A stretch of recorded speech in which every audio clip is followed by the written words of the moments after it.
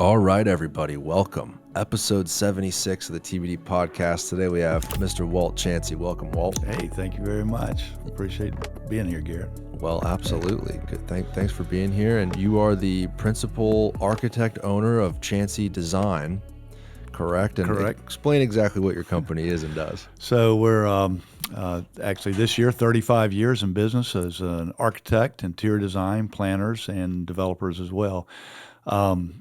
We do a little bit of everything, but mostly we're concentrating on residential, mixed-use type projects around the state of Florida and a little bit through the U.S. as well.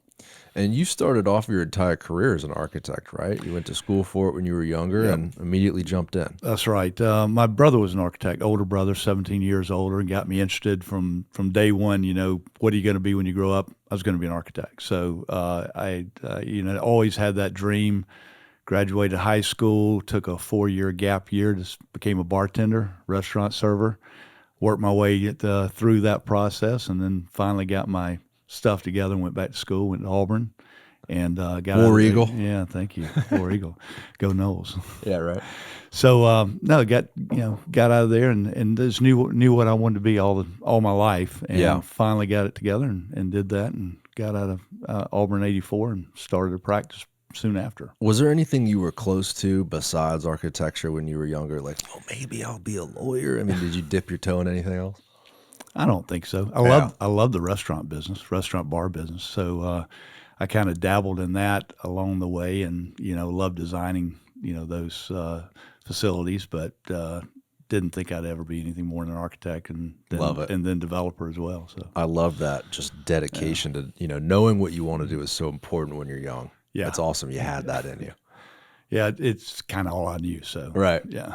And then you eventually made your way to Tampa, specifically Ybor City. So how'd you find Tampa in the first place?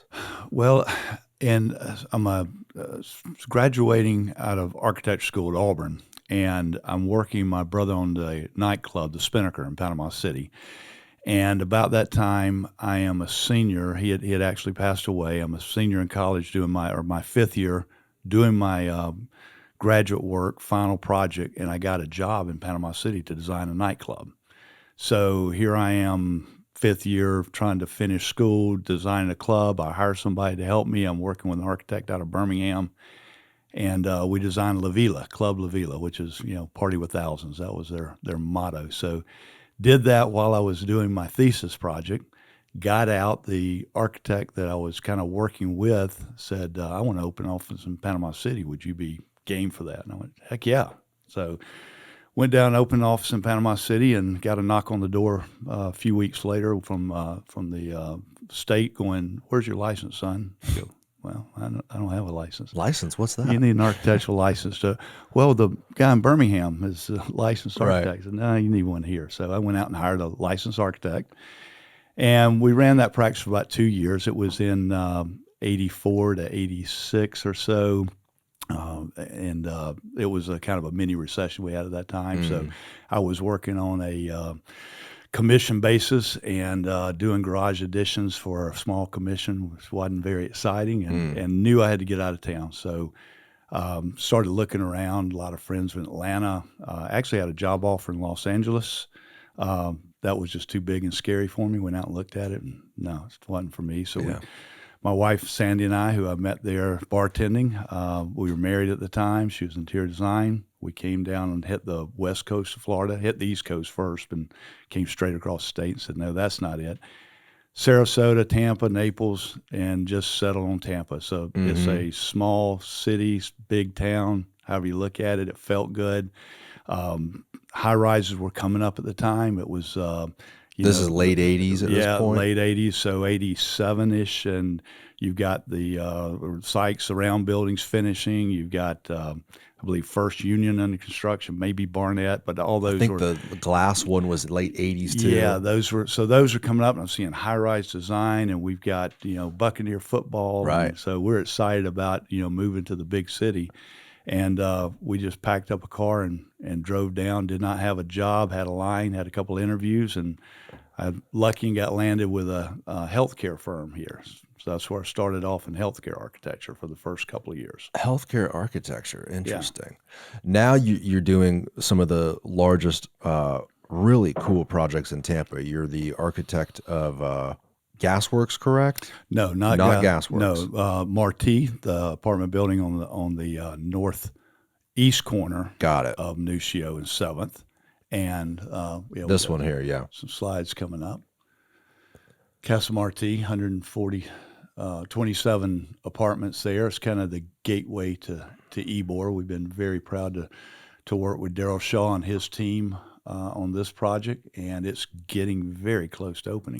It is, and it's exciting to see something so significant be built in the historic district. And I don't know how long. I mean, it's been probably the last significant development was over 20 years ago when the city did the parking garages and the trolley and Central Ybor and all that sort of stuff. It's been a long time. Been a long time, yeah. But you've been here in Ybor the whole way.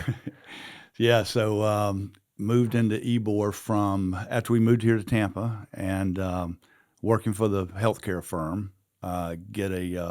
Principals walked in the office one day and said they were closing the doors, moving back to Texas, and they were closing the Tampa office. And I went back to my desk and had gotten a phone call. It was our biggest client at the time, which was a project down in Hardy County. And he said, well, what are you going to do? I said, well, I guess I'll hang out a shingle. I just got registered, and he said, you want a client? So that kind of started us off, and I was living at the Mirasol, which was Davis Island Towers at the time, and we hung out a shingle on the outside of the building there and had a 2-bedroom apartment as an office where we lived and worked for like the first 6 months. And then Ybor was, I needed office space, and at that time, where do you go for cheap office space? Right, Ybor. As a young guy. Pull up that picture of Walt. Was that the first office you were in Ybor City? Yeah.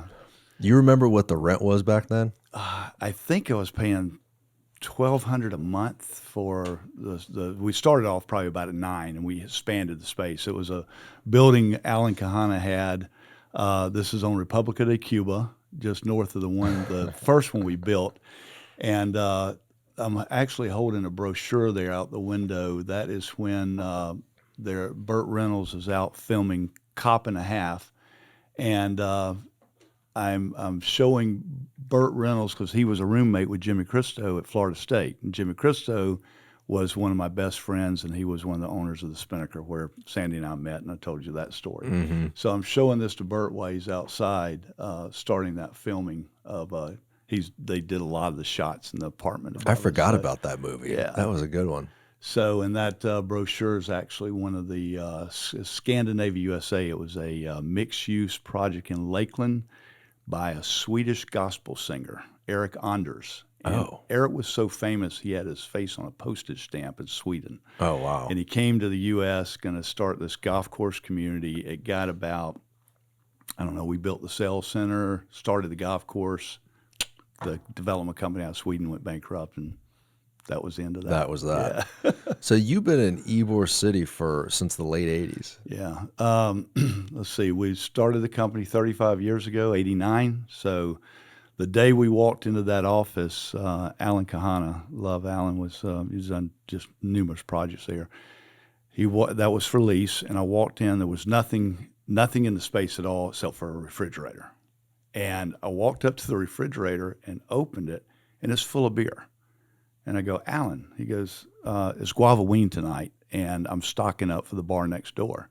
And I said, well, if I write you a check right now, can we share in the beer? And he goes, yeah, sure thing. So we called up our friends, and the Stumble Parade used to come right by there. So Did you know what the hell Guavaween was? Yeah, I'd been there. Okay. Probably the year before. It'd be funny if that was your first experience. Pull up and you're like, what's going on here? So once I saw the beer and I was on the parade route, I'm going, heck yeah, I'm moving to Ybor. I love it. Man, young and in Ybor at the time. And was the nightlife the prominent use even back then? Or Yes and no. It was prominent use. There just wasn't as much of it. So, Got it. And back then we went out a lot more, but it was, the El Goya and, just a lot of the older. La Tropicana restaurant was probably there. Tropicana was. Carmine's. Yeah, yeah, man. Let's go down to Cephas's for lunch. Obviously the Columbia, It's and probably a fun time in the kind of the early '90s in oh Ybor. yeah, it was great. We were definitely a fraternity. It was Right. artists and architects, and it was that very small people that ventured down there, especially the very few that lived there and few that worked there. But we enjoyed it. We just got into it a lot and Yeah. met a lot of the people in Ybor. Just to jump ahead a bit, since you've been in Ybor, I mean, since the late '80s, and you've had your office there consistently since then. You've been a part of the growth and the change. You've seen so many changes right in front of you. Mm-hmm. What is it like? I mean, do you feel like all this growth in this historic district was inevitable in a sense? Because first of all, it's so cool. It's the coolest little neighborhood in America. I think the history is unbelievable. Oh, it's very cool, and especially in the early days, real fired up. I would think that a big majority of our work was down in Ybor in those first days. It Yeah. started out with probably in those late '80s and early '90s had half a dozen people, grew to about a dozen in this office. Kind of got a little big before we built our building across the street, but.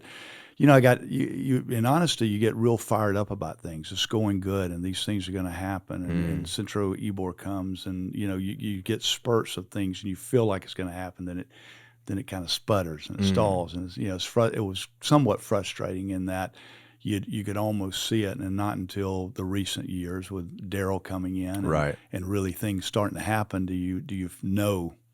So there was a know it's sense of gonna spark finish. back then. Oh yeah, Yeah. yeah. Kind of a cool, edgy, Brooklyn-esque, But, artistic feel. yeah, I mean, Kahana opening the castle. That was, Right. we worked on that. I remember we originally had a runnel that where water flowed through the bars, and that got a little V'd out. It kind of didn't work as well because people could, it did. Right. But Got a little mold in there, yeah, probably. but you would go to the castle and you'd see all of your fraternity there, the architects, the writers, the artists, and just having good times, and you felt you could see the energy of different places opening and different places being planned. The Italian club and the Cuban club, we renovated those. People are putting money in. The Capitanos are spending money and pushing for development.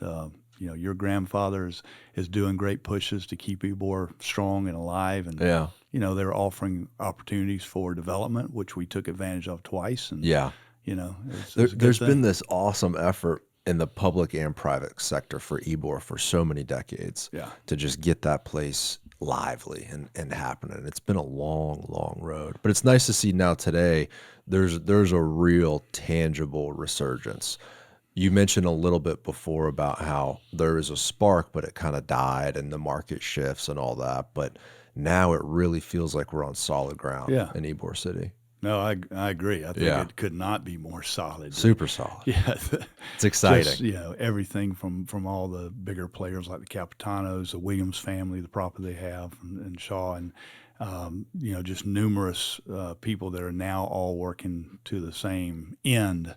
It's going to be a game changer, and it already is happening. Just getting Totally. the residential there is Yeah. making the huge difference. We need people living there for the needle to absolutely. really shift. Yeah, because the retail and the shops, besides just the bars and all, have to have that synergy of people living there and walking and shopping, and Yeah. not just tourists. What I love about some of the ideas that we've been looking at and talking about is we're blending the full-time residents with the office worker and the tourist, and that you can do that. So you see it in Nashville, and you see it in New Orleans, and you see it in other places where strong tourist destination, but also very strong history of full-time residents of shops and stores. And done right, that mix of uses can work really well. That's what it was intended as, really. That's how that neighborhood was founded, mixed use. I mean, people lived there. That's where my family came to this country, lived and worked, rolled cigars, and had their lives there. Right. We're turning back the clock, if anything. We're gonna get more of what was once great anymore. So what were those early projects? You mentioned you work on the Italian club, various others. Do you feel like because you were in Ybor, you received a lot of that work in Ybor? Yeah, I think so. Being there, early architect, and being there and knowing the players, we did a lot of the early work. We did, as far as the bigger projects, the renovations of the Italian club, the El Pasaje building, our building we built on the right soon after. George Baer did some work with him Jack Shiver. We were just doing tons of renovations and interior build-outs. I probably hold the record for the most bar tabs and food tabs in Ybor City all at one time. We'd work for a fee, and we'd usually get down to the last 25% and all. And they go, "Walt, don't you want that as a bar tab?" I said, "Not really. I'd rather have the cash." But we ended up going to lunch at all the places we designed, or drinks for happy hour after, and working out those bar tabs. But it was a fun part of it. You kind of built your own little community there, really. Yeah, it was. In a sense. So go back up, Tyler, to those first couple that he was explaining. So that office building you built, one down, Tyler, on the right-hand side. Right. This was mid-'90s? Yeah, that was, let's see, we finished it in 96. New construction. New construction. That's right across from the picture where we showed before. And that was a city lot. It was behind the Larman Furniture Company, and Jimmy Larman and his sister wanted the lot for parking, and we wanted the lot for the building. Well, we built on half the lot. We wanted the other half. They wanted it. So the city ended up, we both put an RFP in. City ended up compromising, gave us half the lot, gave him the half the lot, but we got the half of his spaces during the for our daytime use. Got it. And he had it for the weekend use. So it worked out good. I think we got a great deal on the lot. We had to prove that we built it and created it and built that building. 6,000 square feet, which we outgrew pretty quickly, but it was a great place and great location. Fantastic. And probably one of the only, or one of the first newer buildings built in Ybor. A lot of the other projects you mentioned, like the Italian Club or some of these older buildings, these are historic, right? Yeah. So was this the one of the only new constructions you were involved in Ybor? Yeah. Yeah, I think so. I'm trying to think. I don't think there was anything else being built, right? I know we didn't do another, ground up. Yeah. At that time. Side note, I totally forgot there was an Urban Outfitters in Central Ybor, because there's not a lot of shopping now, really. They've kind of vacated. That was pretty much all retail and restaurant with the movie theaters, and some of that's changed out. Is there a picture of Central Ybor? I see it on the bottom left, but is there a bigger one? I don't think I have a bigger one. So we just did the build out in there. One of the architects for that. We just did several build outs, interior design and retail stores. Central Ybor, that was done by the city, and I think initially in the early 2000s when that was built, the idea was to get those retailers in there. Right. Recession happened, business slowed, they all left, really. Right. There was a Victoria's Secret in there, I remember. There was a couple other brands. They've all since gone. That's another thing I think we could use as retail. As much as we order stuff online all the time, it seems like once you get the residents, you got the bars and the restaurants. That missing component is shopping, retail. Yeah, I think retail is doing really good. The bricks and mortar retail is in right places, is doing real well. Yeah. And Ybor with its draw, again, having a mix of the residents and the tourists, I think can do really well there, and I know it will. I mean, we're looking at projects that we're seeing what these developers are doing. It's going to bring a good, strong mix of retail. Yeah, like if you look at Hyde Park, talk about specific location and the right brick and mortar stores. I mean, that place is always packed. There's people spending money and loving it. But then you can go to a mall, certain locations, and it's a little dead. Right. It just depends on the retail. The other big one there, which we hadn't mentioned, was Ybor Square. The Ybor Square, when I first moved there, was a really unique place. It was almost like an indoor flea market to its extent. I don't know a lot about stores. That. Yeah. So you walked into the big cigar factory, and there were just small outlet stores along. And this one idea we have to bring back some micro retail to Ybor, which actually mirrors some of that old history there. But when you walked in to that shop, the main floors would have, stores that were maybe 500, 600 square feet, maybe some larger restaurants. The Rough Riders were there. Don Quixote, one of the best Spanish place, my favorite early Spanish place there. And Spaghetti Warehouse, of course, was there for years and years on the backside of that. But then Zom came in, the developer, and we were working for them on the condos down here at Bayshore. We ended up doing some early concept with them. They shifted gears and did some other things, but we got in with them and then renovated that building. So that was 100,000 square foot renovation, most of the retail had died out about that time. There was a part of that was going to be stronger retail. We're talking late 90s We're here? talking, I'm thinking early 90s. This could be 94, 95. Got it. And so they ended up doing it and all put their offices in, had several offices in, and it might be a slide on a little bit more on Ybor Square. I can't remember. But Well, that's probably their offices. oh, there it is. Inside, yes, I'm sorry. right? Yeah, that's inside offices. What a beautiful building that was. Yeah, great opportunity working those huge spaces, giant windows. I've always wondered what that is. So was that originally a market? Or was it a cigar factory? Yeah, cigar factory. So was this a city project at the time, or that developer created No, this? it was bought, and Zom bought it from, I'm blanking on the name.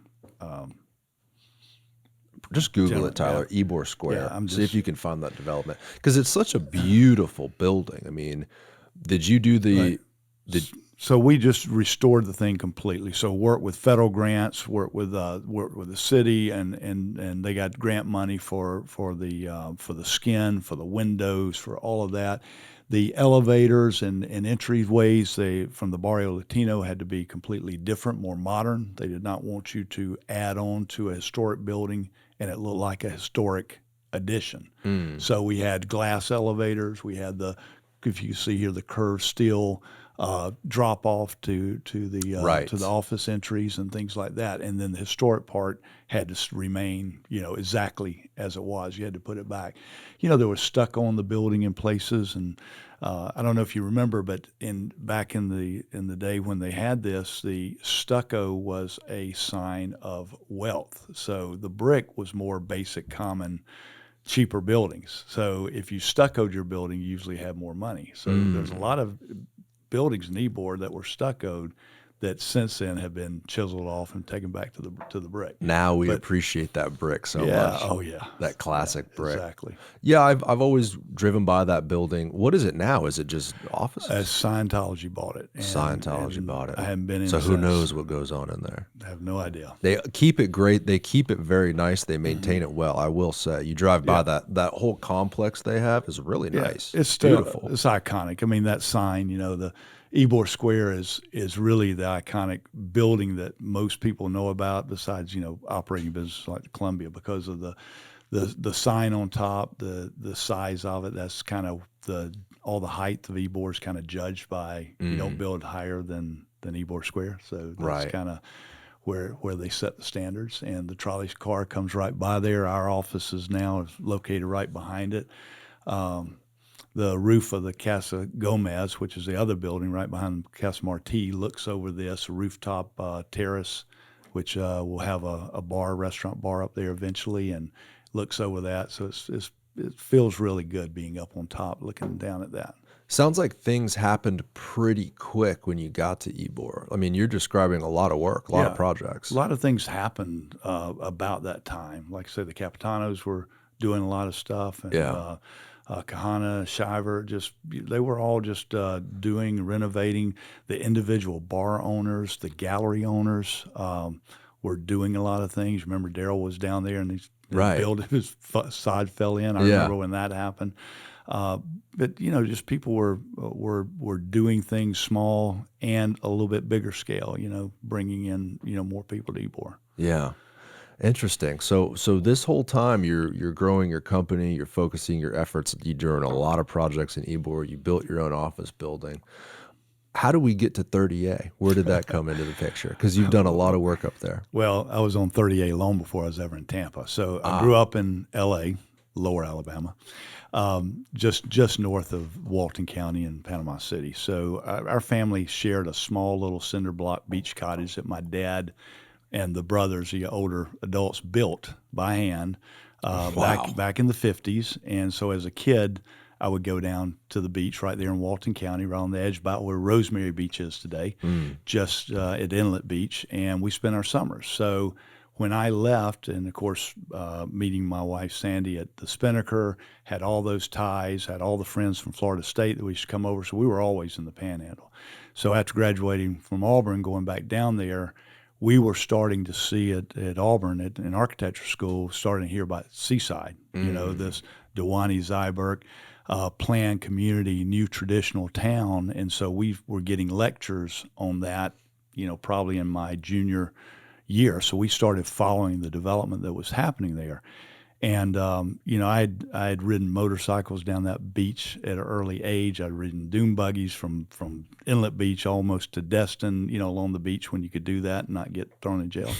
They kill you today for that. And so I always came back there. So as soon as we moved here and started the office, within 2 years, I was still doing work there because my connections. I've done high rises in Panama City and Destin.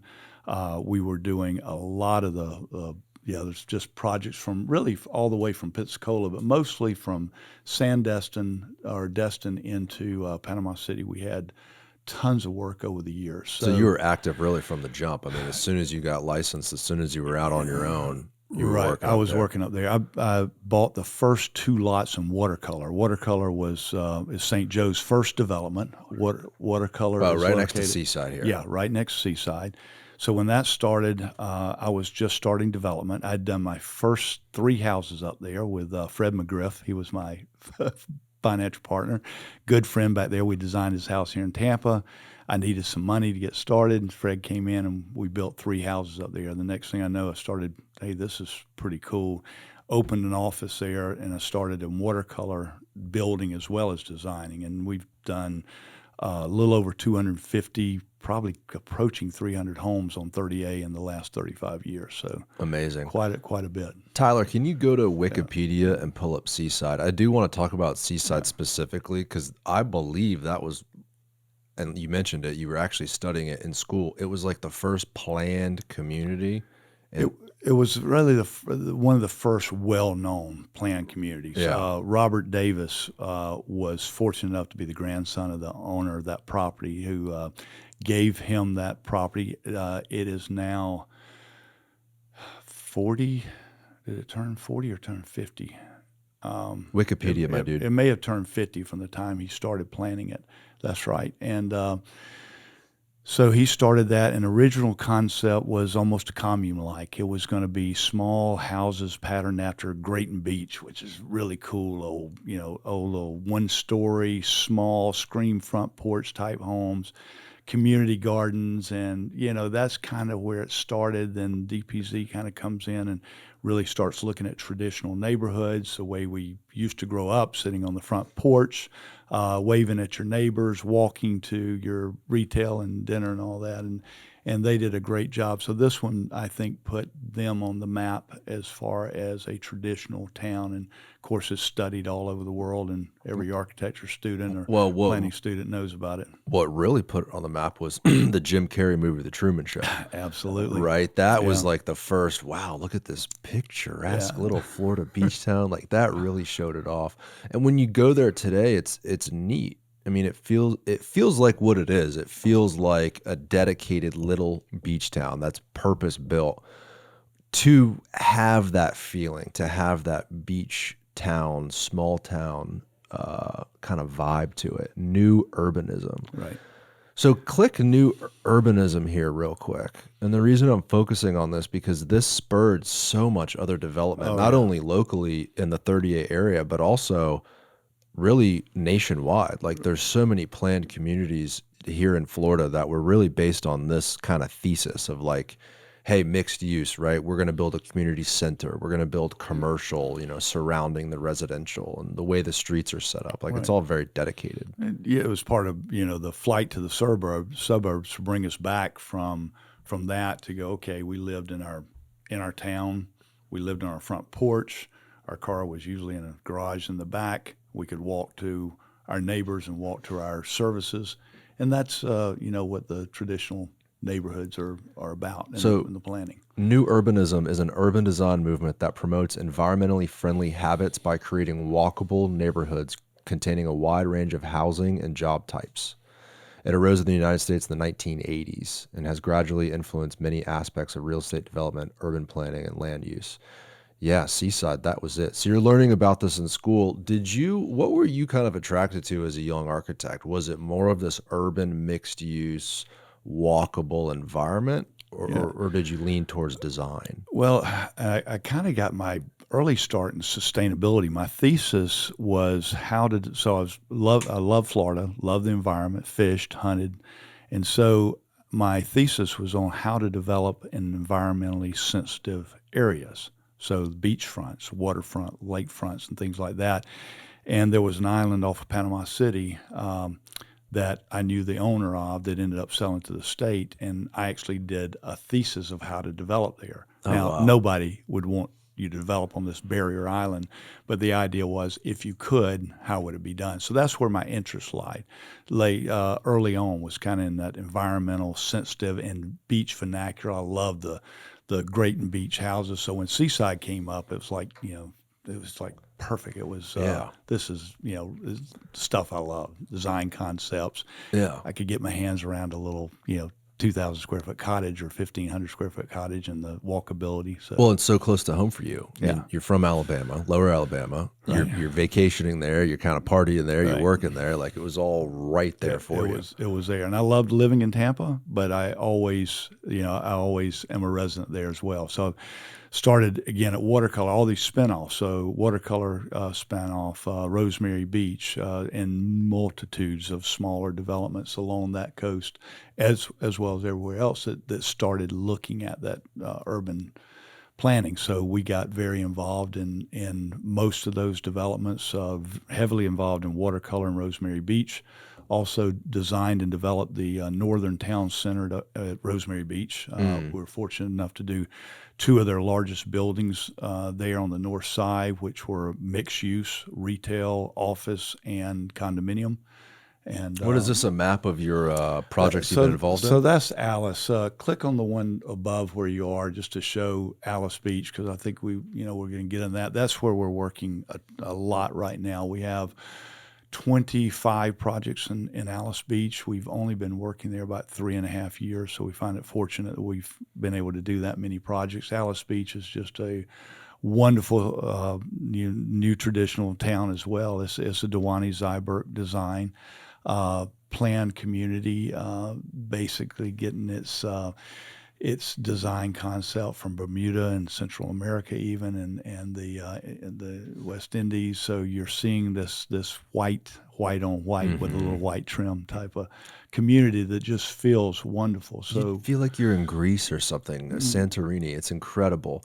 What's really incredible too is the details of the finishes. So maybe this is just a me thing of where I grew up, but in Florida, kind of Fort Myers, Sarasota in the 90s and early 2000s, the developments were very faux in a sense. Maybe that was just a thing. Mediterranean, Mediterranean, yeah. the kind of faux facade with the pitch, almost like a Lowe's or something. Like every development looked like and felt like that. a Lowe's. I love it. When me, right, learning about Alys Beach and Seaside in this area when I was growing up, I didn't really think much about it because I thought, oh, it's probably just a BS little white painted houses and it's made to look like Greece, but it's not really going to feel like it. Well, I visited there a few years ago. The finishes, the real wood beams people use and some of the stones, and it's very, very well done. And I think if you go and you visit, you feel like, wow, this is intentional design. This is fantastic. How early on were you involved in some of the design? I know you said now you have a lot of projects, but where did this kind of concept, this look come from? Well, again, I was not, and I have regrets, great regrets from not getting in early. I started to before, and as I got into development and started doing things around the country, I kind of pulled back out of my focus out of the 30A area. Still had an office there and still did a lot of work, but was not really concentrating. And Alys Beach kind of slipped through my fingers. And when COVID hit is when I went back and bought there and decided to stay. And I was in love with it the whole time, but I really got my fingers deep into it about early COVID. You mentioned kind of about Ybor when you were younger, a buzz, and how you can kind of feel the energy of an area and the growth. Assuming you feel that up there, is that how you steer your ship when you're being speculative with real estate development? You kind of have to feel some sort of an energy in a neighborhood or a location. Yeah, I think so, Garrett. Knowing that, I know that 17 miles of road like the back of my hand. I grew up there, and I know a lot of the people, and you can tell when something of quality. And this, Alys Beach, for instance, all Seaside, WaterColor, Rosemary, those all, and WaterSound, those all focus on quality of design. Yeah. So design became important when I started in architecture. Design was, design was secondary to function and making money, and the looks, the aesthetics were not on the forefront. Now it is about design, prescriptive codes here that you are basically you're following, you're doing it their way, in a good way. I mean that in a good way, but you can get creative. You're using certain materials, not introducing others. Windows, perfect light proportions, the way eaves, brackets, overhangs, every single detail is scrutinized. You go through 3 design reviews, really 4, 3 detailed design reviews, which does take time in the process, but you are scrutinized from your concept design into your schematics, into your finals, and everything is looked at down to the doorknob or doorbell that you're using. Wow. And so it's a great process. They have a really wonderful town architect, Marianne Curry Vogt, and her husband Eric, who have run that town from pretty much from the beginning. Do a wonderful job. There's a good dozen architects that are working there, and a good about that same number in builders. So it slows down a little bit to get things done in a hurry, but things are done better because of it. So yeah, I think I would say it's worth it. It's worth all the scrutiny because you go Absolutely. there and it's just gorgeous.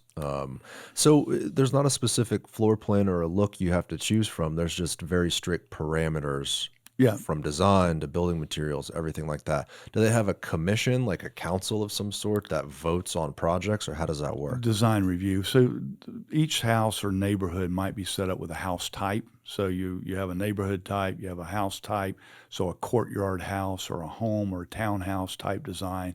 So that's what you would follow in these areas. So you know pretty well what you need to do as an architect or designer, and you need to have an approved designer doing it so they know which way to go. So you're designing pretty much following that standard, and then you're governed by the architectural review board, and that's that approval process that you go through. Besides some of the smaller, like your own office building and some of the developments in Tampa at the time, was this your first step into development, speculative development?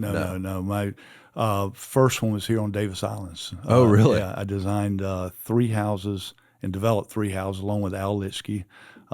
Local attorney and real estate developer. We bought what looked to be a double lot on Davis Island. I went and was able to buy a 10-foot strip to add onto the property to make it 3 houses, which made our first development go. Woo! And we started building. My wife fell in love with one, so we're keeping one. And that's where first house we had on Davis Island is where our daughter was born. And we sold the other 2, and then not soon after, but a few years after, sold and built on Adelia. Got it. Yeah. And so some of this development stuff. Now, what are you developing here mostly? Single family? Yeah, this is all, what we're doing single family. All the multifamily and larger scale is done by EBSCO, which is the developer, Alys Beach Construction. Got it. And their group, their architects and designers are doing the big stuff. So the original developer is still heavily involved in some of the larger scale stuff, the commercial. Heavily involved, yes. You kind of have to be though, right? How do you want to control that look and feel? And they've got a commitment to see this thing through to the end. It's about half built out in round numbers for lots, and they are building out a lot of their final. They've got another big pool and club that's being under construction now. They've got more retail restaurant. They're going to build a couple more condo buildings.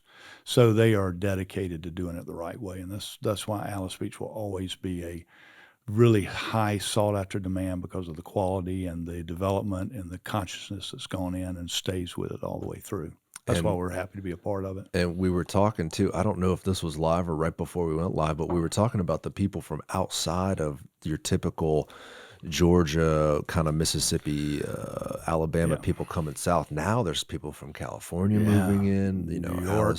This whole 30A is being found out. Yeah, pretty much has always been somewhat of drive market. If you draw the arc from maybe Charlotte through obviously Atlanta, Nashville, Knoxville, Memphis, down to Houston and Dallas, New Orleans. That circle is the main focus. You know, that's where the most people come from. But more so, you're seeing signs from Michigan, and you're seeing New York, you're seeing California. I've got 3 clients from St. Louis.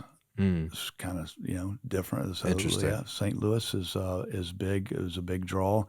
One of the clients was California via Arizona, and so you're seeing a lot of draw of what's happening in that Panhandle area. Let's talk about some of the ways you are creative with these developments. Now, these are spec homes, right? So you build them to sell. In this location, but really our bigger focus or our focus on bigger projects is in senior living and hotels and other projects that we're doing as well. The reason I ask about residential is because you can get pretty intricate with some of the designs on the inside. Can you go down a couple, Tyler? I think these are some of your residential projects, correct? Yeah, we just threw a few of the renderings in. The house on the top left, the towers, those are the first 2 that I developed there. We sold on that top tile, there's 2 houses shown. The one on the right we sold when it was actually just coming out of the ground, did a pre-sale. That kind of checked the box. Cha-ching. For the banker was pretty happy. There you go. And the one on the left, again, my wife Sandy said, I like that house. We really need to keep that. So that's our home now at Alys Beach. And Beautiful. we just moved in a couple of months ago. Oh, congrats. Awesome. And then I bet the view from that tower is fantastic. There's only a handful of tower lots. You can't just put them. You have to buy a designated tower lot. Oh, cool. And let me guess, 15, 16, 18 tower lots. Wow, and, not a lot. Not a lot. And maybe 20, maybe topped out. I think I'm guessing in the ballpark. So there's not many. You can do 3rd floor decks. You've got some good second row Gulf views and things like that. But from the tower lots, they're very special. Do you have to be an approved architect Oh, yeah. to build in the community? You do. Yeah, you've got to go through the approval process. It's pretty rigorous, and they don't let many people in. That makes sense, because I was thinking, how could you control some architect from a random firm coming here and going, "Ooh, I want to build X, Y, Z"? It doesn't work like that. No. There's architects got approved for like a certain project, but they're rigorously approved through the process. Let's go through some of your larger developments in Alys Beach and in kind of the 30A area. To finish up 30A there, the hotel was the first one. So this is a joint venture we did with St. Joe Companies. We did just finished up 2 projects with them. Great partner. They have a lot of land, one of the largest landowner in the state of Florida besides the state of Florida. So St. Joe Companies and a great group to work with. This property actually was ours. We bought this 5-6 years before we actually built the hotel. They came in and became a partner on the hotel because they're running and operating. We know nothing about the operations, so we developed 85 rooms there, hotel, about 35,000 square foot of retail. Sandra and her team from our interiors did the interiors there based on a kind of biophilic design. We're right next to a state park. We actually donated a trailhead parking lot so that the trails could be accessed better from our property, and we have a bike shop and a hiking shop that we put in specifically to allow people to go out into these nature preserves that are behind this development, and it's worked out really good. And people listening to from the Tampa Bay area, it's a different landscape up there. A lot more pine trees, right? There's like these estuary scrub pine. It's a little sand bit like dunes. Central Florida if you get down around, the middle, Hardy County, right, and in that area, a little bit like that, but a little bit more flat, scrubby, type.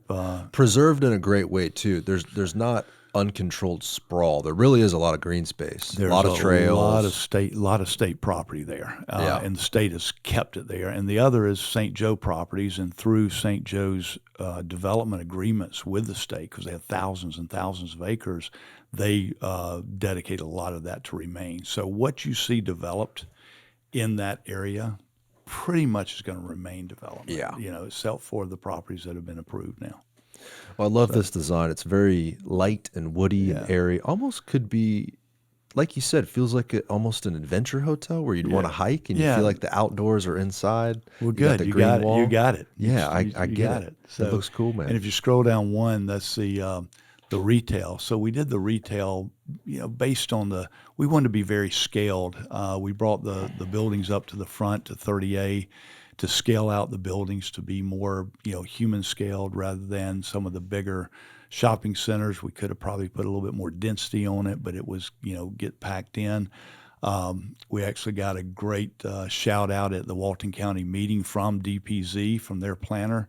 Didn't know us, and I happened to have my partner architect was in the meeting and said, if more developments on 30A were developing like that Greenway project, we wouldn't have, we'd have a much better community. There you And go. we're like, yeah, Yeah, we got man. got a free shout out There from it is. DPZ. Really cool buildings, though. I think that's like a paddleboard company or something like that. Right. So really curated businesses. Now, have you filled these up and sold the property, or do y'all still manage this? Yeah. So my partner Ricky Ruckus, he's from Birmingham. Developer came down and we started partnering about 30 years ago. Wow. His office is right across the street, and he's still running the retail. The St. Joe is running the hotel.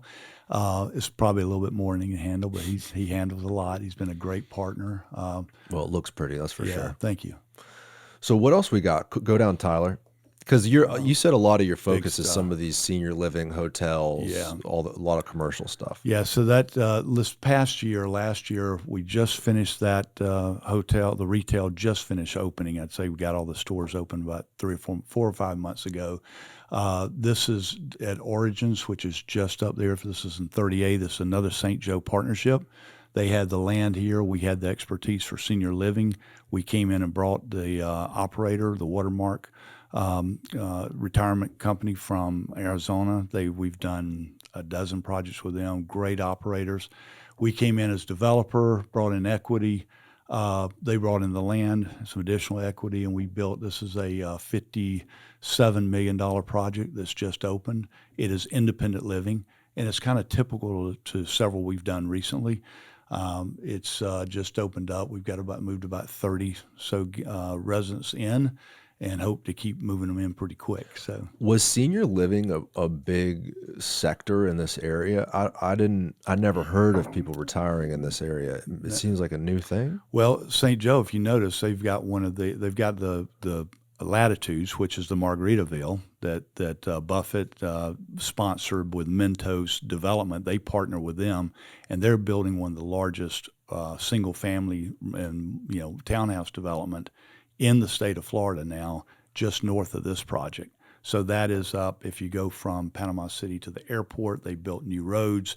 The actual new road from the airport through Latitudes will actually come in right in front of this building when they build a new bridge across the intercoastal. Wow. That intercoastal that runs from Panama City back into Destin.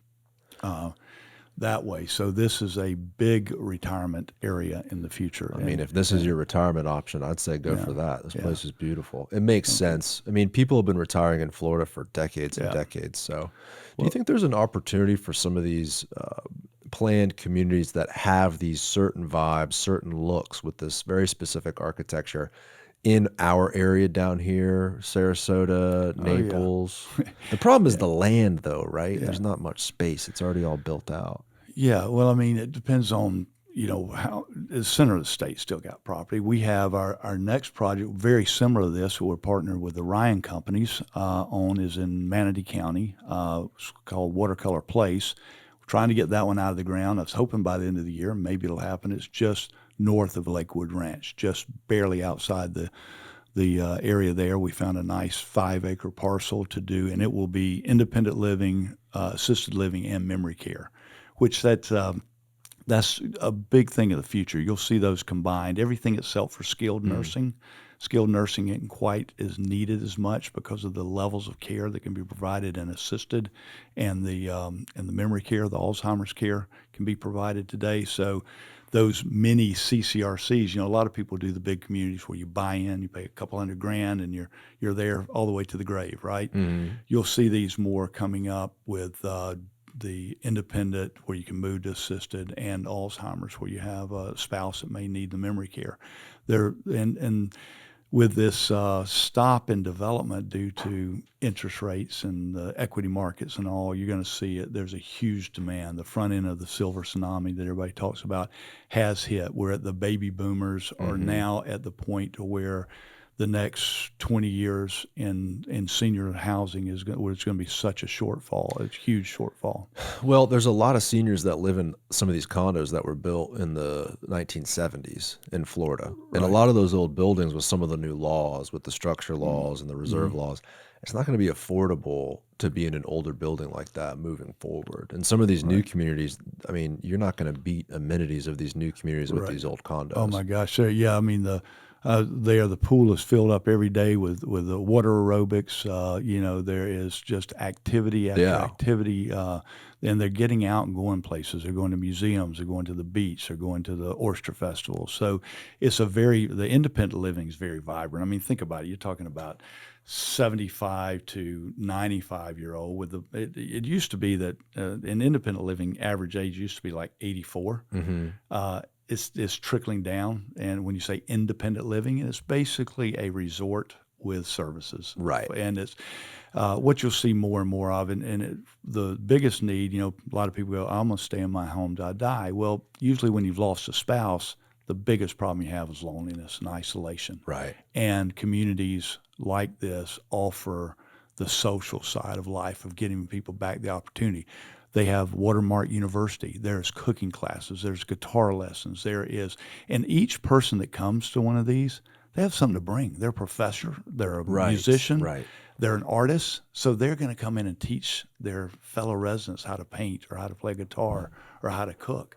And the lifestyle that you get out of that, you see the people that have come from a loneliness, especially after losing a spouse, to having that kind of vibrant purpose life is pretty cool. I'm about to put my name in the hat. I like this place, man. Get your it's reservation really sweet. Early. Yeah, might as well lock it in.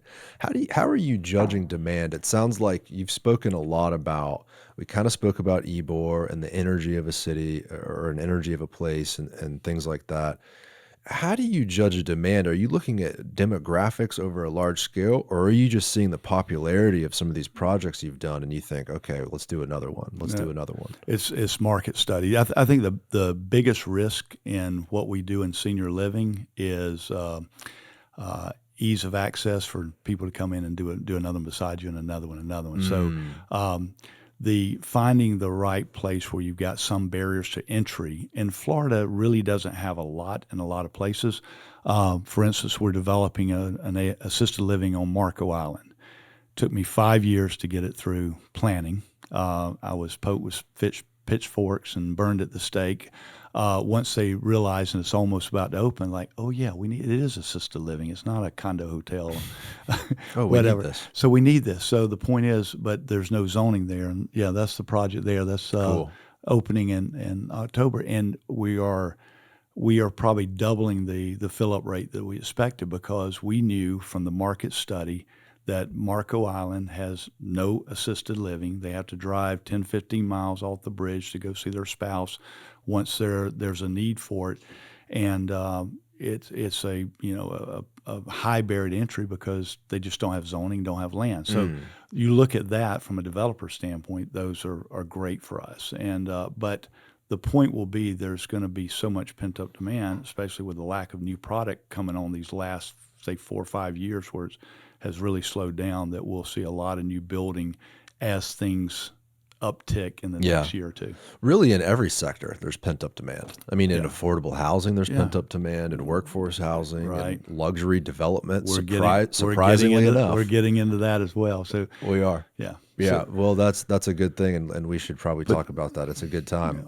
But it's market study. No matter what you're doing, you're trying to get the right market at the right time, and you lean on professionals that can give you good data. What are the professionals saying in the last few years, though? Who the hell predicted COVID and then the new migration pattern to Florida? Yeah. All the growth we've had in the last few years probably should have happened over the next decade, but it happened in this shortened time scale. Yeah. It's just interesting to trust data now. I feel like is difficult because it's like it almost seems like any bet is a good bet with the amount of growth we have in general. I agree with that. I mean, COVID threw us all a curveball. Right. Scared the hell out of me. We were. I'd been through the Great Recession and remember how hard that was. And when COVID happened, I've got the whiteboard out going, okay, here's how do we survive? And for us, really theoretically, other than the bad things that COVID brought to a lot of people, for us as a business, it made some of our directions more focused. Now, our assisted livings got deemed bad, no doubt about that, and that was hard to come back through. But as they did, some of our projects just, after leveled off and everybody took the mask off, they went, okay, we're going to get through this, and rates started coming back up, and occupancies were good. So, location matters too. Being in, you're heavily concentrated here in Florida. That helped, obviously. Obviously, yes. It's where people were moving and it's open. And now I think the cat's out the bag. People look at Florida and see it as a viable option, not just for retirement. Young professionals are moving here like they've never have before. Yeah. Older people retiring. They're retiring early down here. People moving businesses. I mean, hedge funds are coming here. Yeah. Banks are coming here. It's cool. I don't know that there's any type of person that's not coming here. You're right. Yeah. Except some of the people that seem to like where they're at now on the West Coast, but that's a different podcast. So urban neighbors, this is super, super cool. I'm very excited to talk about this, the future of living proposal. So affordable, attainable workforce housing. And you had me to your office and explained kind of exactly what this is. We went through a rendering. It is, I feel like it's a resurgence of those original apartments that were built in like the 60s and 70s that someone could afford, but they were ambitious and they wanted to grow, and they needed a quick place to live and maybe move out of within a few years. And that area that they're in for those first few years, it's almost like an incubator, right? Am I describing that correctly? Yeah, it's a good way to look at it. So this was, I'll go back. My son Heath, 2 years ago, came in. He's at USC, California. He's in the Iving and Young School of Design and Entrepreneurship. And they basically are starting up business and incubators and design and whatever. And he came in for the summer and wanted a project. And I said, I have been really grappling with solving the middle market for senior living and looking at affordable or attainable housing. I'm not good at it. I've been doing high-end houses and higher-end senior living. I don't really understand it. And he had that policy starting, that research, and he said, I want to dive into this. So he and an architect student, buddy, came up at the end of the summer and presented a plan to us that was urban neighbors, and quite a lot of details. Two young freshmen and sophomore college students presenting this. Now, I am all the time kind of giving feedback on this, and I'm going, wow, this is a pretty good idea. But simply put, it's Urban Neighbor is building the future of affordable, community-centric housing for the young professional. That's the way this started off, just really young professional. We'll get into workforce later. And the idea was how to really build a better mousetrap. How do we get the rents down? When he started doing the research, he did a lot of this market study on his own research, and we started comparing the rents. So you're a young professional, you graduate out of Auburn or Florida State, you're knocking down maybe anywhere from $65,000 to $100,000, maybe in that range, and you look at, I want to live downtown Tampa. Well, let's go to a studio and start at $2,700 a month. Yeah. Or try to get a roommate and you're over $3,000, you're just up and up. So you want to be near this. So you can go out in Brandon, or we can get a little further out and you get the rents down. Then we're driving that car every time we get in a car. Our Uber costs are too far. How do we make this work in an urban environment? The only way for a developer to make it work is two ways. Either one, you're going to get some subsidies and grants and all of that, and there's opportunity out there, and those were things I really didn't understand. How would we do it for a developer to make sense, but the community to benefit, and that young person? So we started looking at design. So, all right, you want an affordable apartment. It's got to be small. It's got to be cheap. Mm-hmm. Well, that's what you think. Well, we don't want to do that. We don't want to do just small and cheap. So the idea came up on how to build a better, smaller unit. So if we're reducing the unit sizes from 25 to 30%, trying to get the rental cost in that same percentage reduction. It was really re-looking at how the design works and also how the quality of life is. So one, what are you spending money on in apartment buildings? For the most part, you got 250 to 400 unit apartment. We've got every amenity known to man. We got $1 million swimming pool. We've got billiard rooms. We've got fitness rooms. We've got everything that we can do to outdraw the next guy. Movie rooms. We've got rooftop bars. We've got this and that. A lot of that money is put in that. So let's strip it all away and let's say the community, the surrounding, the neighborhood is your amenity. I want to live in Ybor, and Ybor can provide all that. We got a Gold's Gym coming. We got plenty of bars we can walk to food service and services. So we pull all that back and we go, okay, we don't need that.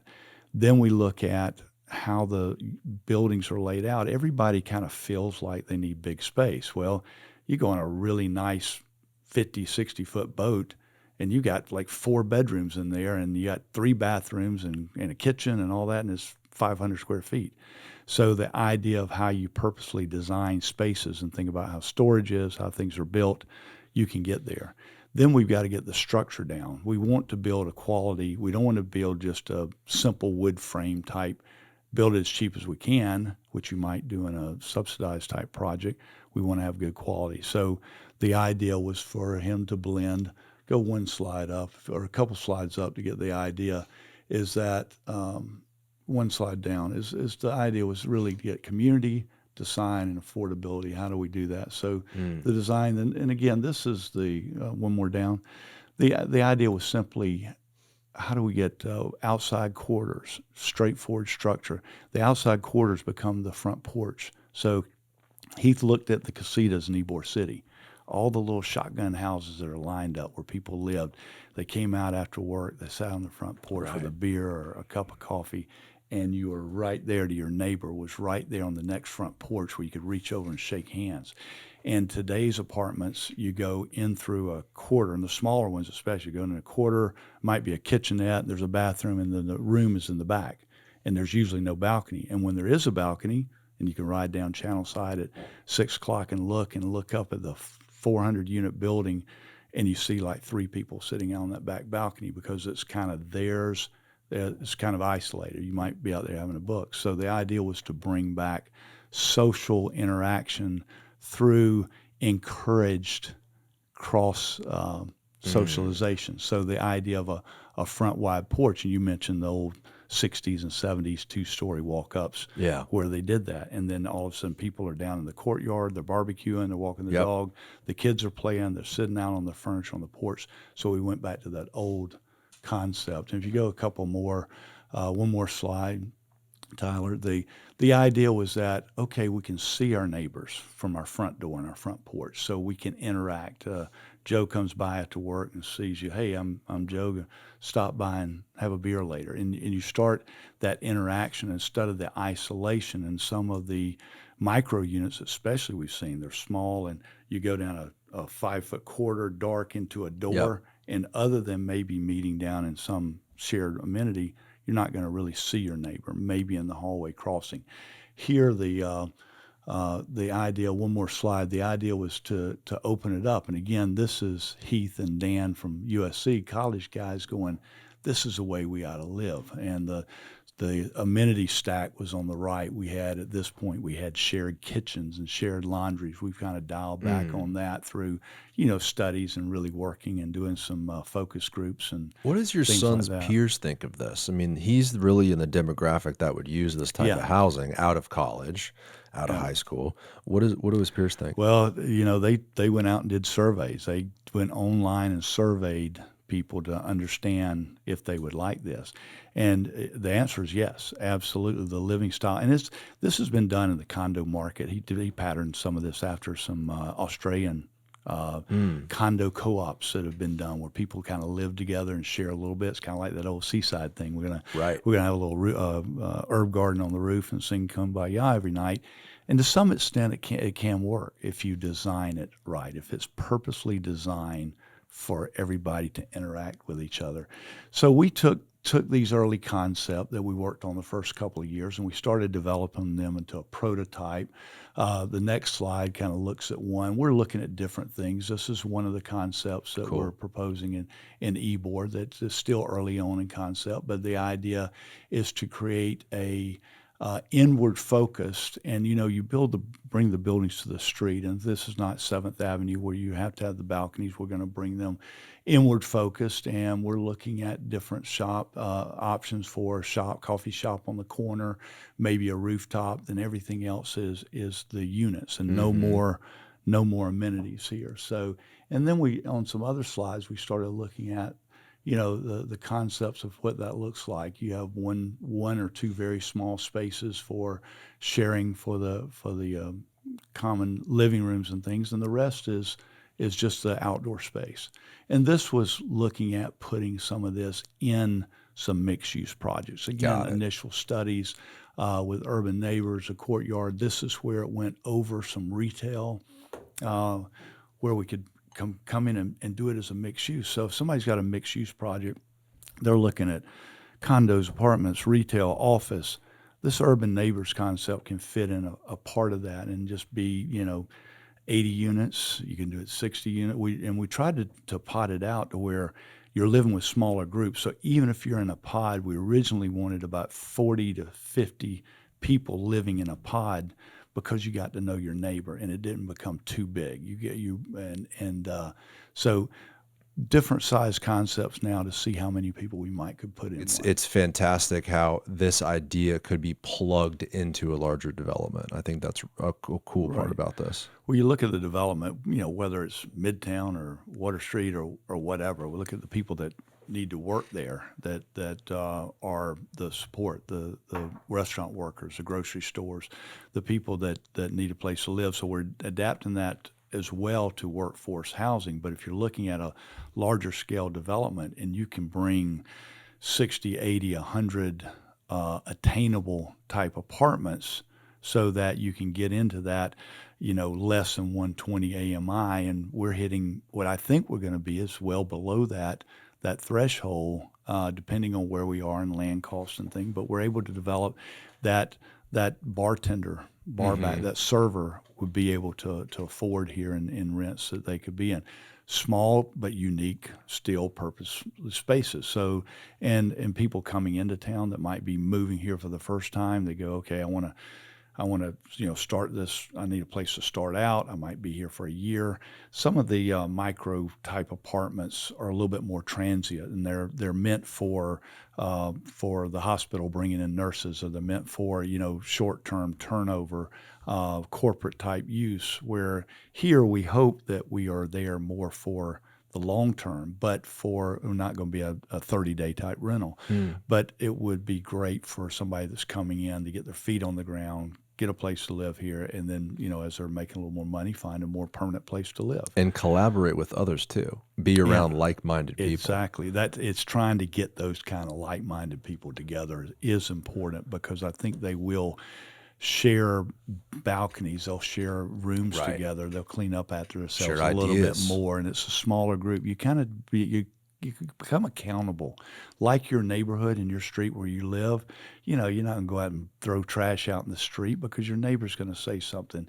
In a 400-unit apartment, you might not care, but here you're going to be able to eye your neighbors, almost on a daily basis, and be more accountable for how you live and how you contribute to your surroundings. What's the current pinch point? What is the holdback? What's the roadblock for this being implemented now? Is it land cost? Is it building codes where you have to design stairwells a certain size? Like, what's the reason why this already hasn't been explored fully? That's a little bit kind of just looking into history and see what kind of works. But I think land cost in an urban core is an obvious one. Yeah. When we used to look at $500,000 to $1 million an acre, and now you see things going for $10 million. You were saying there's two things for this to really work, and I thought the first thing you were going to say was buy the dirt in 1995. I thought that's what you're. Yeah, and the people that do have property or large parcels where they can have enough, because you can actually put this. One of our prototypes is a 100-unit building that fits on, half to 3/4 of an acre without the parking. Now, parking also drives it. We know that. We have too much parking. This young professional living in an urban location is going to greatly reduce on how many of those have cars. It's just obvious. There's a lot of municipalities around the country that have gotten rid of parking minimums in the urban core, Correct. in areas that it makes sense. Right. Do you think that's a good policy? Sounds like it'd save the developer a lot of money. I do, because I haven't seen that becoming a problem. We have to. You look downtown Tampa at the parking lots that we have and the garages. I think we're fine. We are, less and less dependent on the car. No matter, we need mass transit. We know we want more streetcars and more ways to go. Yeah. But even if we don't, people are learning to live without their automobile. They're looking at, my son's in town, borrowed my car for almost a week, so I've been Ubering almost back and forth. Rode my bike to the office last Friday. That was fun. Davis Island to Ybor City. And I've done that on the weekends, but I hadn't done it during the weekdays. Yes, recently. It's You're pretty a bold easy. man, Walt Chancey. It is from Davis Island there. It is extremely safe. I didn't have one intersection crossing that I was worried about. You go through Channel Side up Beneficial. I was going to say, did you go Bayshore over Platte? From here, just ride down the Bayshore all the way up to Water Street, from Water Street north on Beneficial. Right. And, you got to cross Kennedy if you do it with a light, and then you're there by the dog park and zipping right into Ybor. Yeah. So, or you can get Nucio and hit the bike path on Nucio by the train station right up. So, biking's gotten much better than it was. And so between that, my point is, people, especially that young college student that probably came from college without a car, you don't need it. So from a government perspective too, I mean, in a historical context, it makes sense. When you had urban renewal, downtowns were evacuated in the mid-century and 60s and 70s. The suburban lifestyle. Ybor was scraped. Nothing going on at all. So it made sense to have a parking minimum. Where the hell are people going to park when they come in from the suburbs? Now, though, I don't understand the reason to keep those rules. Let the developer make the bet, and then let the consumer, let the young professional make the choice and say, hey, I don't want to have a car. It saves everyone money doing it that way. I don't, to still have a minimum requirement on parking in the urban core today, especially with all the large scale development happening, it just doesn't make much sense. Right. It should be market driven. Absolutely. You can't build. You're not going to put $20 or $100 million in a project and know that you're not going to rent it or lease it because you can't park it. So I'm sure developers have been known to cut corners and not put as much as they need in sometimes, but we're just getting less dependent on automobiles. So this is one project you can look at and say it does not need 1-to-1 ratio or a 1.5 on a 2-bedroom, because you just in the location you're just not going to need the parking.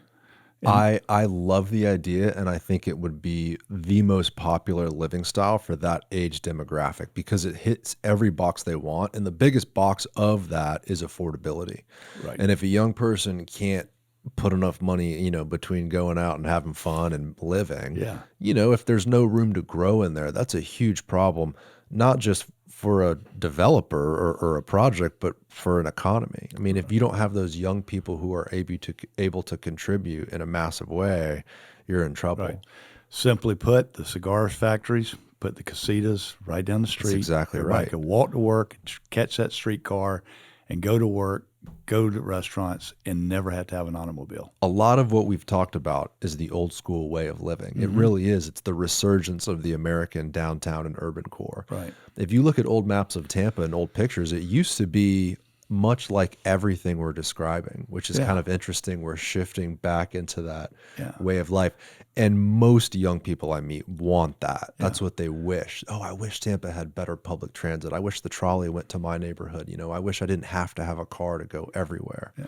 So you see those old pictures, and it's couples walking arm in arm down the street, and they're dressed, with a hat, and they're dressed going somewhere, and it's full and it's vibrant. The cars are packed, and that's what you're seeing in downtown again. Mm-hmm. I saw that on Sunday. We went riding around showing my son's friend Tampa, and I'm going, look at all the people out here in downtown and Water Street. There's just a lot of people out and about. Yeah, It's only cool. in the last few Yeah, years, really. exactly. But it's exciting to see we got life again, you know? And a lot of this stuff that you've described that your son's working on is a huge part of it because it's a missing link.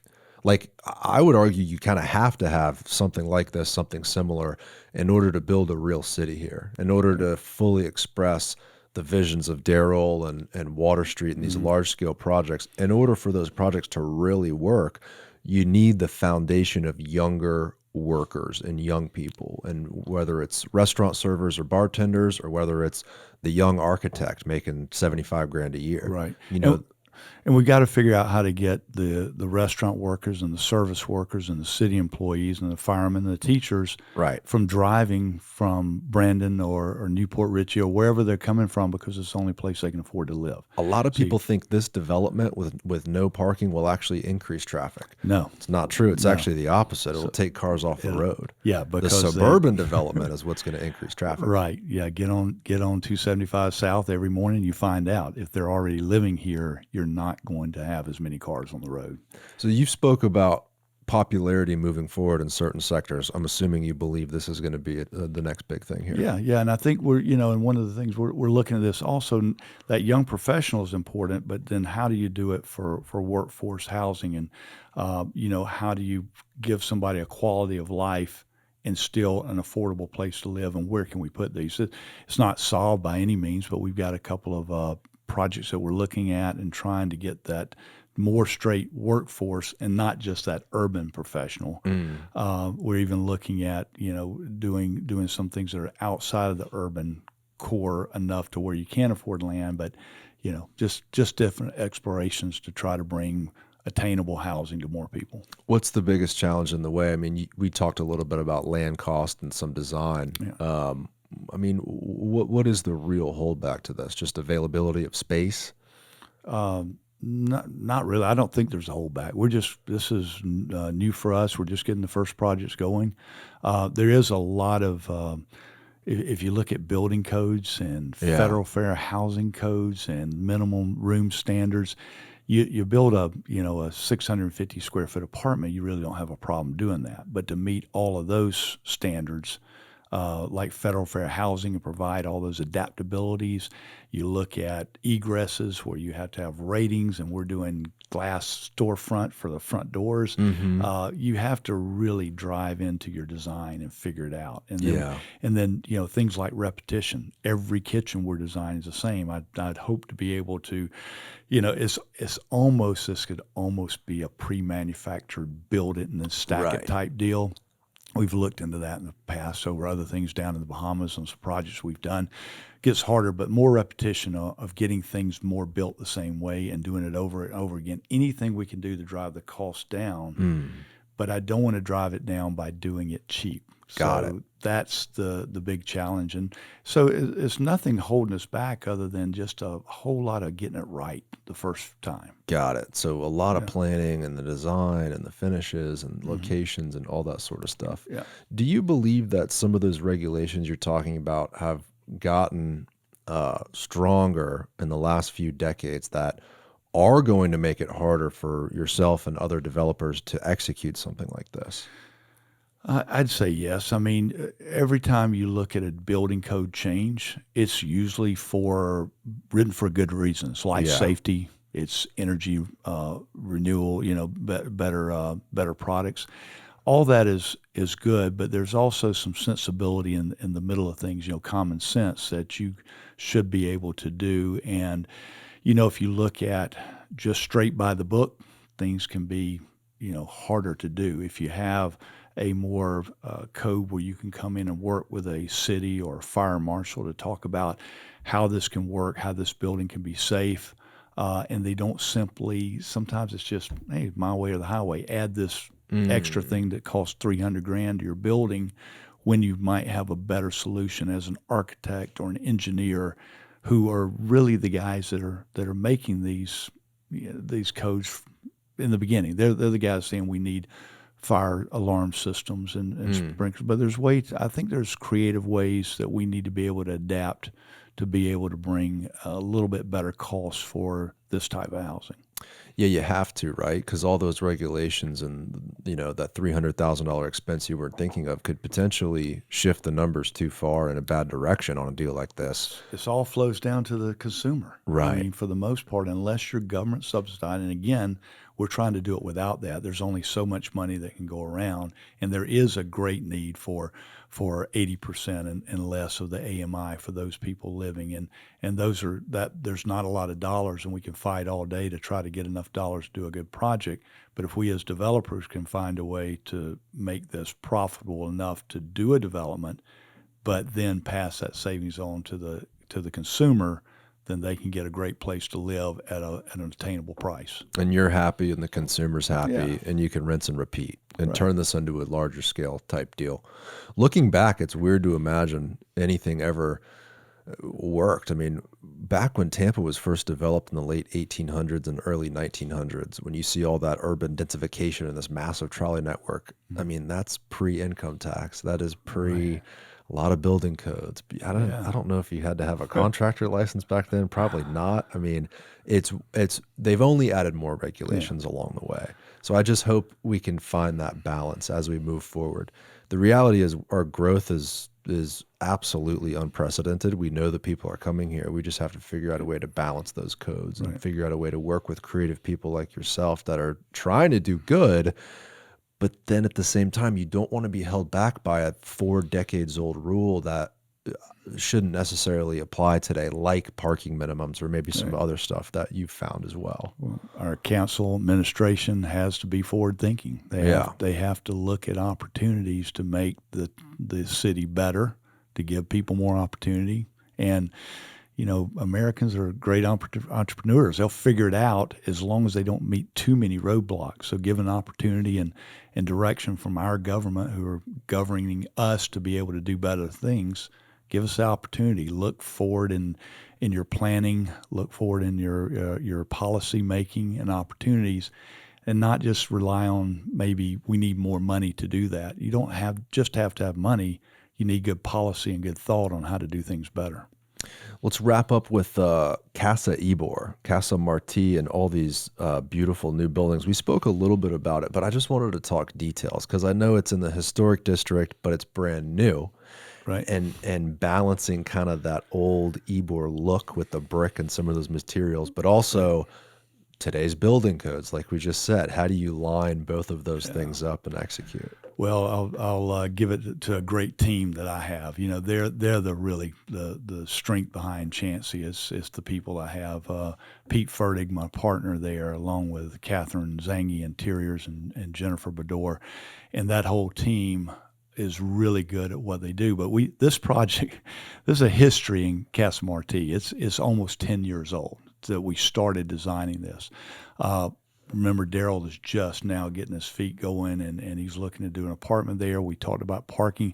That was originally, I wanted to do underground parking there because, people go, underground parking in Florida? I say, yeah, but we're at a 30-foot elevation, and the water table in Ybor City is almost the exact same as it is in Buckhead, Atlanta. So the water table is where, you got expensive foundations. And of course, you're in Atlanta and other urban, almost anywhere, everything's underground, parking and mass transit and everything. So I'm going, okay, we could build underground parking. And then Daryl looks at us one day, we've got this thing going, and he goes, I don't think I need parking. And, my jaw as a developer guy kind of dropped. We got the big garage next door, and I go, okay, what about market? Is that going to do anything? But, he was very forward thinking, and we have the Nucio garage next door. So we ended up redesigning the project 2 or 3 times. So I'm getting to that, and that's why it took so long. And then the Barrio Latino, great guys to work with. We were let's say the gateway to Ybor. So I think we were pretty much drilled, pretty detailed on what that building was going to look like. They had it in their mind that we were – and by the way – I have a feeling y'all would have designed the right thing anyway. Daryl would have done it anyway. Right. But the point is, if you look to the standards we were held to in the details and the design, from balconies to brick details, every single thing on those buildings – it's 2 buildings, connected by a bridge for the apartments – in between the yellow brick and the red brick Is there a building. top-down view, Tyler? Maybe the next slide, I think, has kind of an angled aerial view on the right. Yeah. Yeah. Yeah. So if you look on the right, so the office building that I built for Chancey Design 16 years ago is in the bottom of that building. The right building is the commercial building, the Casa Gomez, and then Casa Marti is two buildings with the alley between. Obviously, we weren't going to close the alley, and never intended to do that. So became the amenity for the units that are facing that street. So we made it a walking street. Now my building and the Marti Marceo, the African Cuban Club next door, will use that for access. So we will exit. They actually enter and exit there for their access to their building, and we'll exit there from our building. So it needed to remain open. But that split the two buildings, and then we joined, which I don't think any of these show it, but between the top left of that, there's a bridge connecting those two buildings so that the two amenities in those buildings can be shared by the residents. Very cool. Whatever tenant they pick, we kind of talked about that rooftop that overlooks Ybor Square. That'll be a sweet spot. It's cool. Any ideas of? I think they're looking for what, like a restaurant bar concept type deal. I think it'd be smaller in food service because of the size and the kitchen and the thing available on the first floor to support it. So, and I'm not really sure who they're talking to recently, but it wouldn't be able to be a real large kitchen heavy use. A little bit lighter fare, tapas type things would probably work really well there. Cool. Overlooking. And what a view, too. Kind of unique. I think every building in Ybor should have a rooftop. It's Sterling Cigar Lounge on 7th. That's another new development. We were up there overlooking 7th.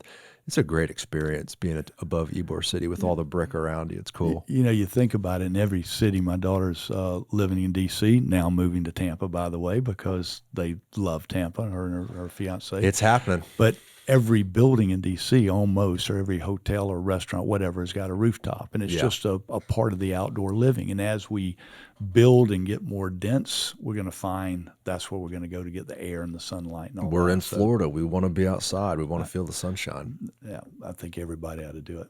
So this was, kind of like you said, you were, not scrutinized is the wrong word, but they were drilling you on specific designs.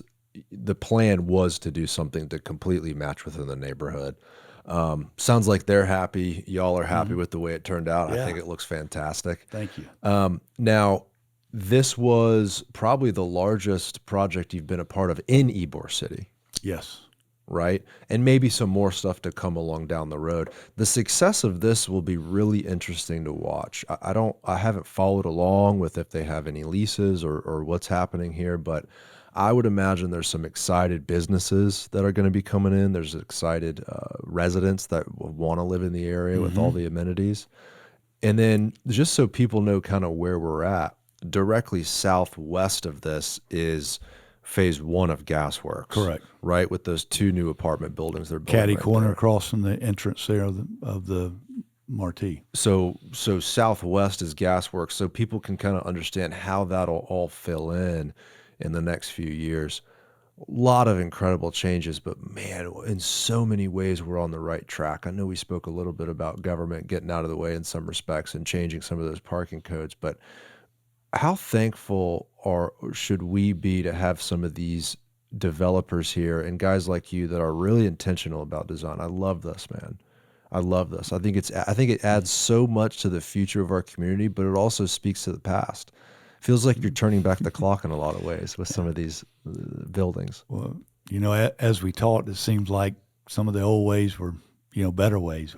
Interestingly, right? Yeah. Well, even in your son's proposal about, wider, not balconies, but walkways for people so they can enjoy these corridors to all hang out. It's like, that's how it used to be. Apartments, like when I was in college 10 years ago, well, in college it was a little different, but after college, it's like people just go in their apartment, shut the door, order on Amazon, order Uber Eats, you live in your little unit, and that's it. And then all of the other space of the apartment is wasted in a sense. Right. Where this new design you're talking about utilizes the actual building to be used as a community space. Right. And then somewhat, and it's, yet to be proven, but, we have glass storefront as the front of your apartment. Now, obviously, you're going to have drapes and shades to close, but when you want to open and be a part of that, your inside out is kind of on a public way, and it's in your small community. So it's kind of a little bit different way to live, but I think I know these young professionals get it. I've seen it from the studies that we've done and the surveys, and I think it's just a unique way to kind of be a part of something rather than closing that door and going in to your frozen pizza and Right. Netflix. Well, from a college educated professional who's younger and is just entering the workforce, they're used to that style of living in college. Mm-hmm. They're used to that community environment with Right. the fraternities and the social life and all that sort of stuff. To me, this is just an extension of that. It's the next few years beyond that. The next step, yes. It's the next step. That's why I think it'll be really popular. If you can solve the workforce housing thing too, that'll be massive. Well, that, and then also trying to figure out the middle market for the senior living. There's so many seniors in a market that can't afford the developments that we're doing today. Such as these. We did 4 here in Tampa, 1 in Orlando, the one we just opened in WaterSound at 30A. Marco Island, and then Bradenton. And of course, we've designed a lot for other companies around the U.S., but trying to figure out how to get a middle income into a seniors concept, I think this has some merit moving forward as well. Totally. I think so. Colorado, all over the place. Yeah, we did a couple of projects out in Breckenridge, all the way out to Sandpoint, Idaho. Teamed up with Jay Heimberg back when he was the developer at BBG, doing some work there. Bahamas. We've done several cool houses down in the Bahamas, down at Albany, Tiger Woods and Ernie Els golf course place down there. That's been fun. But these are all developments that I'm showing there that we did over the years, and that's why, I somewhat kind of focus a lot of stuff outside of Tampa. Right. And now, as I'm getting more mature, let's just say mature and aging, I really, and my children are looking at coming back. My daughter's moving here and in the business as well. That it's given me a new renewed desire to be a part of what's happening right here in hometown. So it's amazing your children are interested in the same space. And like we said, what a time to be alive and here now in Tampa with all the growth. Well, Walt, this has been great. Thanks for being here today. It's a great opportunity. I appreciate it. A lot of fun. A lot of fun. If people want to follow along and look more into your firm, what's the website, Claire? ChanceyDesign.com. Check them out, everybody. Yeah. Walt, thanks again. Thank you, buddy. Appreciate it. Bye, everybody. Bye. Thank you guys for watching this episode. If you enjoyed it, make sure to like it. Check us out on YouTube, subscribe to our channel, give us a comment, give us some feedback. We want to know how we're doing. Thanks for watching. Bye, everybody.